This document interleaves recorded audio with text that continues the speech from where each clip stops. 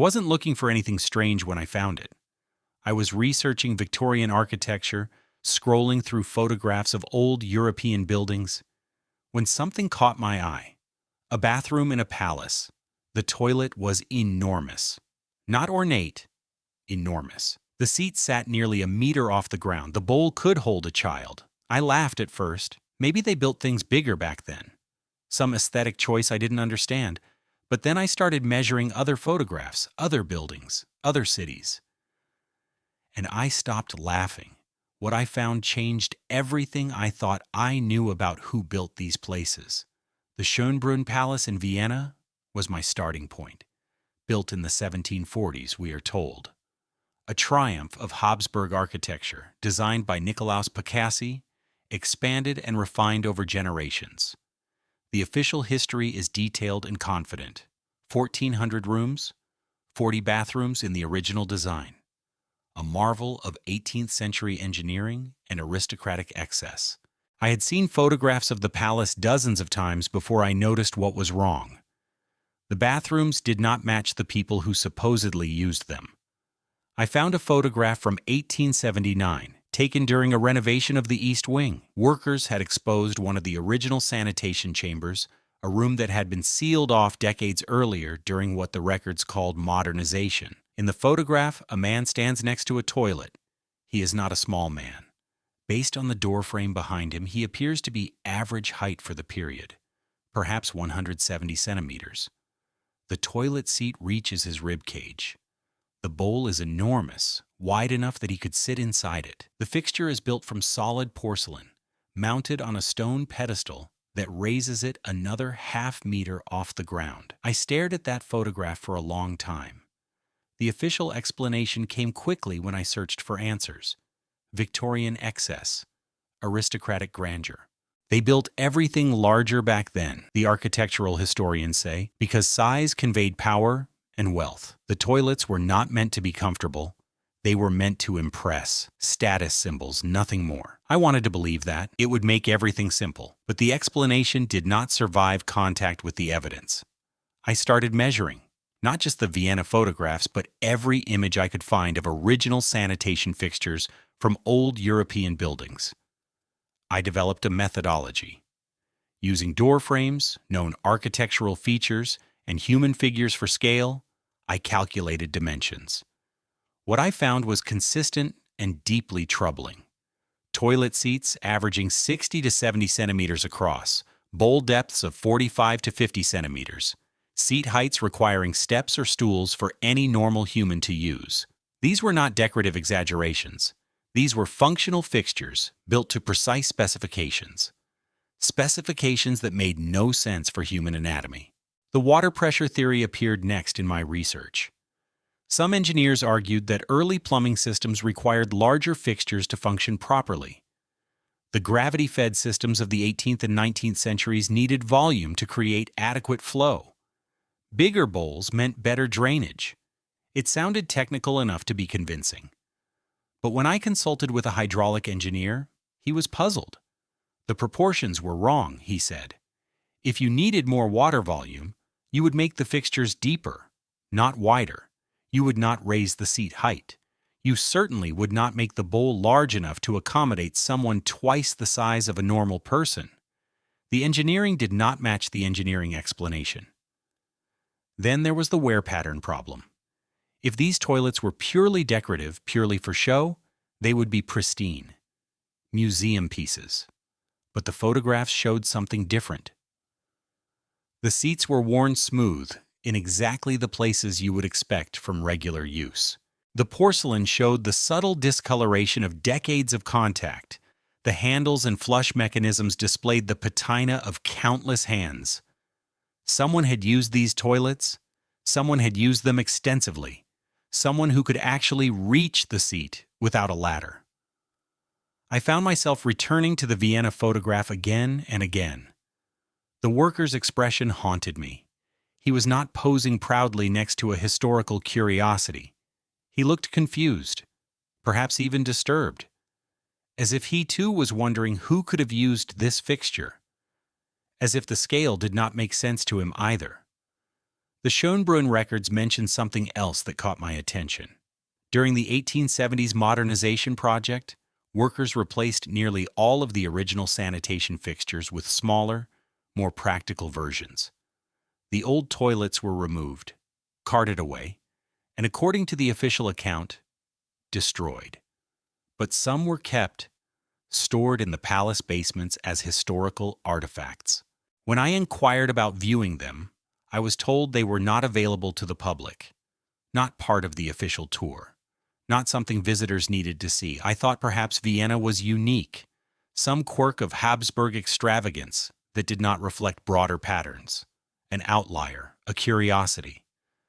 So I started looking at other cities, other palaces, other government buildings and grand hotels from the same period. I looked at photographs from Paris and London, from St. Petersburg and Prague, from Boston and Philadelphia and New York. The same fixtures appeared everywhere, the same impossible scale, the same seats reaching chest height on normal men, the same bowls wide enough to swallow a child, the same wear patterns indicating regular use by someone, the same renovation records describing the removal and replacement of original equipment, the same gaps in the historical record where explanation should be. This was not Viennese excess. This was not one architect's eccentric vision. This was a pattern, a global pattern, and nobody seemed to want to talk about what it meant. The pattern emerged slowly at first, then all at once. London, Paris, Moscow, St. Petersburg, Boston, Philadelphia, Chicago. Every major city I examined told the same story. Original sanitation fixtures from buildings constructed before 1850, fixtures that were systematically removed and replaced during the second half of the 19th century. Fixtures built to a scale that made no sense for the people who supposedly commissioned them. I spent weeks in digital archives, pulling photographs from renovation projects across 3 continents.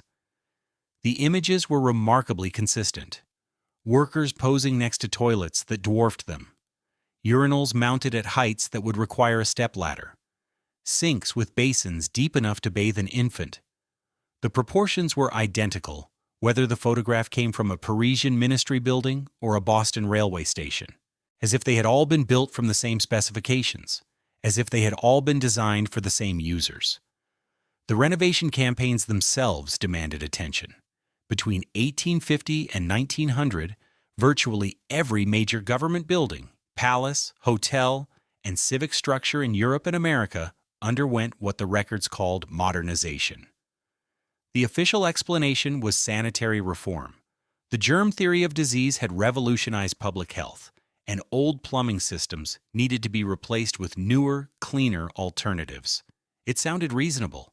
Progress marching forward, science improving upon the primitive past. But the scale of these campaigns was staggering. We are talking about thousands of buildings across dozens of countries, all renovating their sanitation systems within the same 50-year window. The coordination required would have been immense, the cost astronomical, and the urgency was peculiar. Why did every city suddenly decide that their toilets needed to be smaller?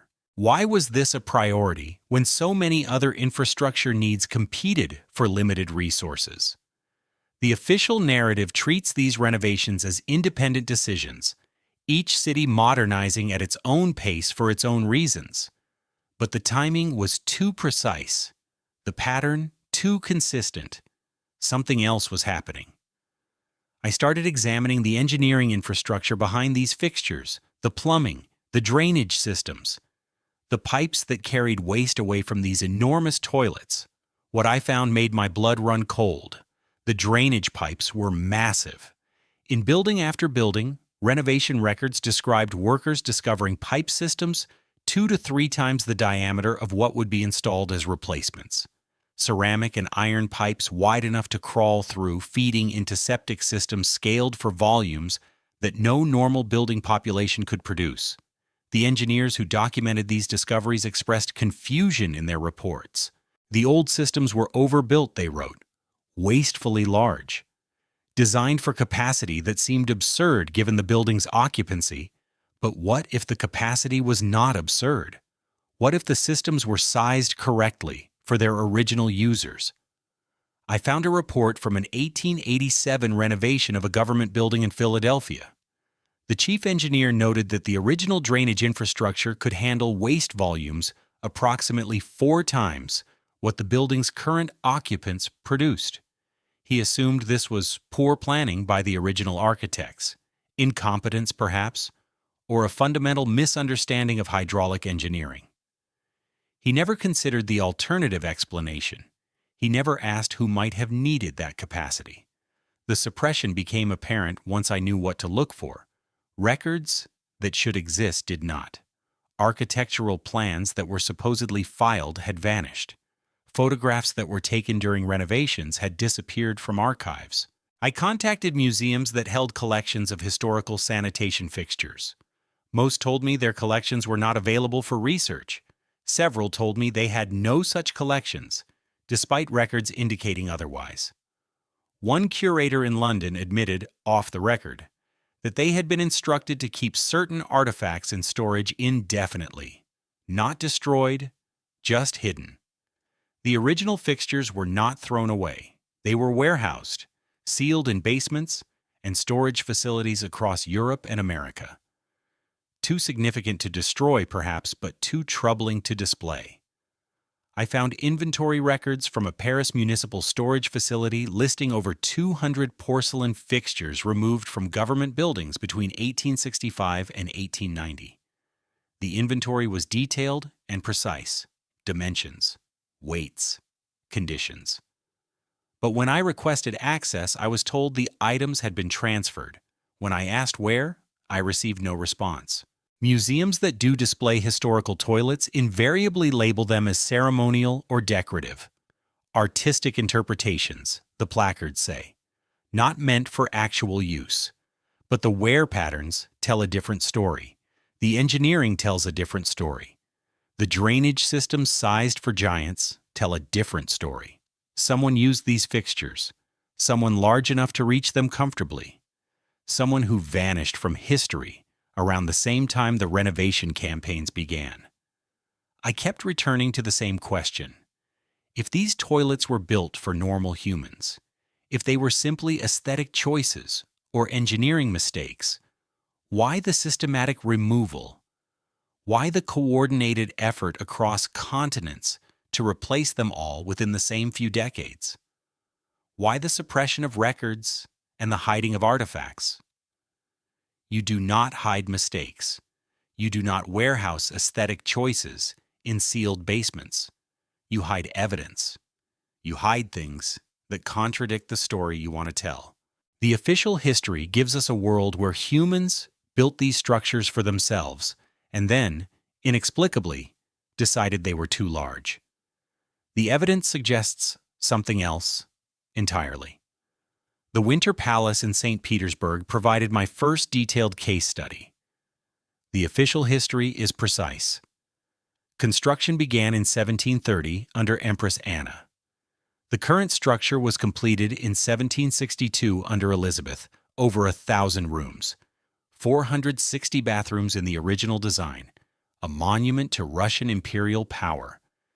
But the photographs from the 1881 restoration, conducted after the assassination of Alexander II, reveal something the official history does not mention. Workers repairing damage to the palace's east wing discovered a subfloor sanitation system. Beneath the bathrooms that visitors saw, beneath the toilets that the imperial family supposedly used, there was another level. A complete bathroom infrastructure sealed beneath wooden floors and plaster. The fixtures in this hidden level were enormous. Toilet seats measured 73 centimeters across. The bowls were 55 centimeters deep. The seats stood 120 centimeters off the ground, requiring a normal man to climb to reach them. The porcelain showed centuries of wear. Someone had used these facilities extensively before they were buried. The restoration supervisor wrote a detailed report. He noted that the hidden fixtures did not match the architectural style of the visible palace. They appeared older, he wrote, more primitive in their decoration but more sophisticated in their engineering. The drainage pipes were ceramic, glazed with a compound he could not identify, connected to a septic system that extended far beneath the palace foundations. He recommended further investigation. His superiors recommended sealing the floor and continuing with repairs. The hidden bathrooms were covered again. The report was filed and forgotten. I found similar accounts from the Hofburg Palace in Vienna. During electrical installation in 1903, workers broke through a basement wall and discovered a sealed chamber. Inside were 14 complete sanitation fixtures, still connected to a drainage system that predated the palace's official construction date by at least a century. The fixtures were massive. The seats were worn smooth. The chamber showed no signs of flooding or intentional burial. It appeared to have been deliberately sealed, walled off, and hidden while still perfectly functional. The American evidence was equally disturbing. The original Palmer House Hotel in Chicago, built in 1871 and destroyed in the Great Fire that same year, was documented extensively before its destruction. Photographs show the grand bathrooms on the upper floors. The toilets are enormous, mounted on marble pedestals, with seats that reach the chest of the men posing beside them. After the fire, the rebuilt Palmer House featured smaller fixtures, standard human scale. The photographs from before and after tell a story of replacement, not continuity. A newspaper account from the Boston Daily Globe, dated March 1884, described discoveries made during the renovation of the old State House. Workers excavating for new plumbing encountered what the article called ancient sanitation chambers 3 meters below street level. The chambers contained intact fixtures of extraordinary size. The reporter noted that the toilet seats were wide enough for 2 men to sit side by side. The article treated the discovery as a curiosity, a paragraph buried on page 6 between advertisements for patent medicine and notices of estate sales. No follow-up appeared. No investigation was conducted. The chambers were filled with rubble and construction continued.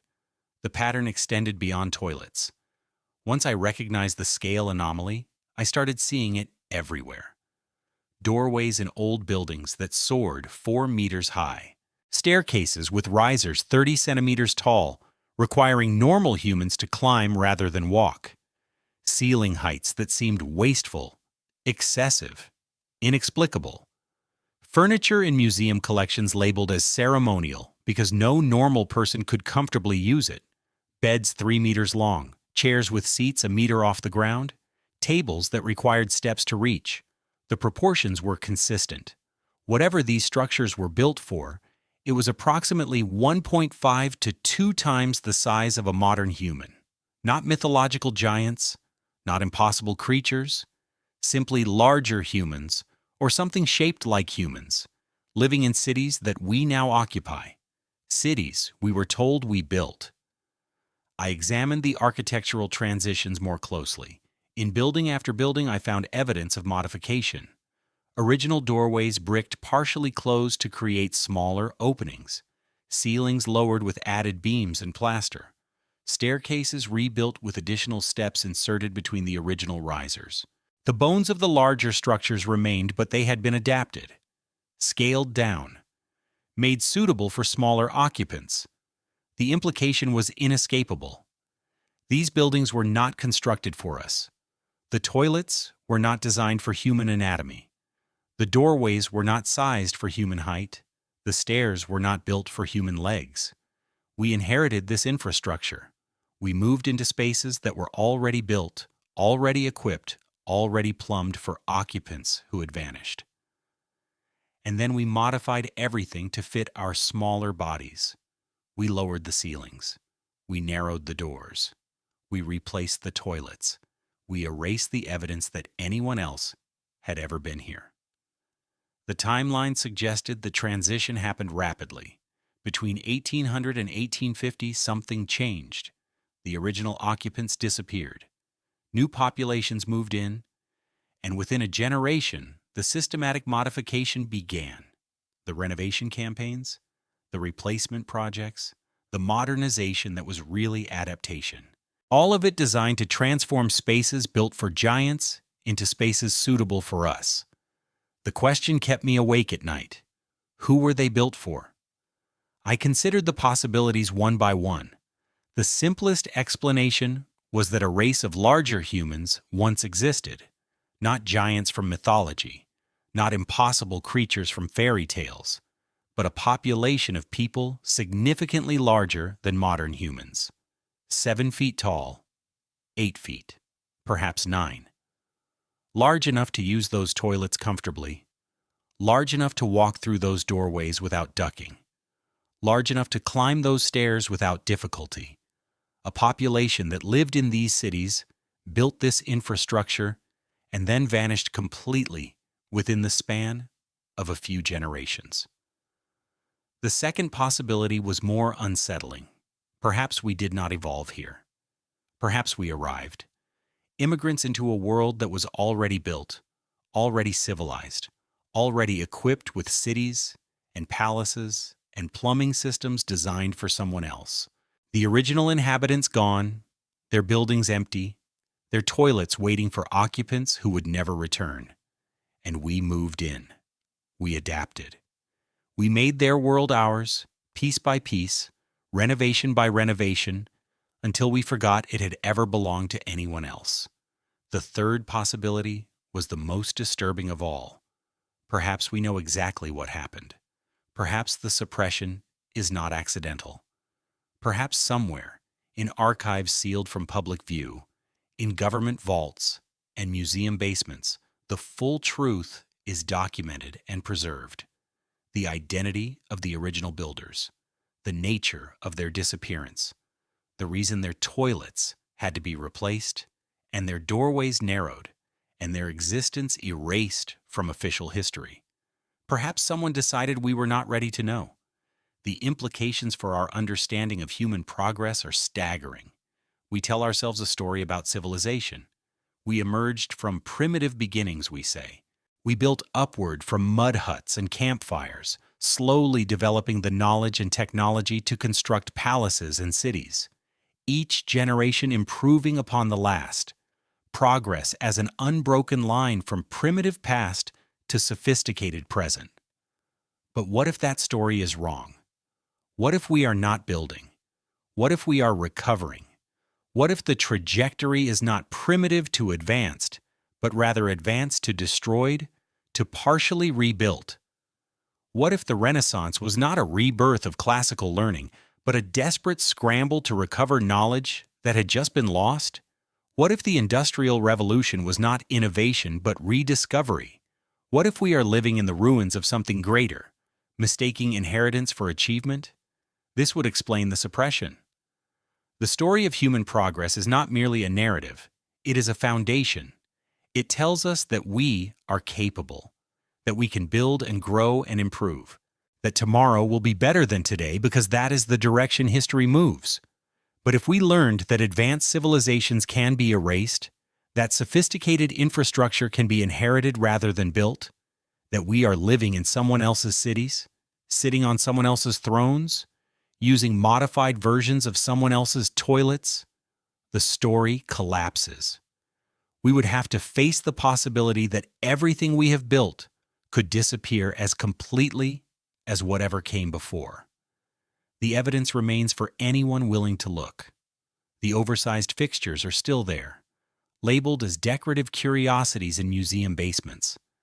The sealed chambers beneath old palaces have not been destroyed, only hidden. The photographs exist in digital archives, available to anyone who searches. The renovation records document the systematic replacement, the coordinated erasure, the global effort to transform inherited spaces into something that looked like we built them ourselves. The proof is everywhere, buried not under mud, but under official explanations and institutional silence. I walk through old cities differently now. I look at the doorways and calculate their original height. I examine the staircases and count the risers that were added to make them climbable. I notice the ceiling lines where plaster was applied to lower impossible heights. I see the bricked-in arches, the modified windows, the proportions that do not match human scale. The bones of the older structures are still visible if you know how to look.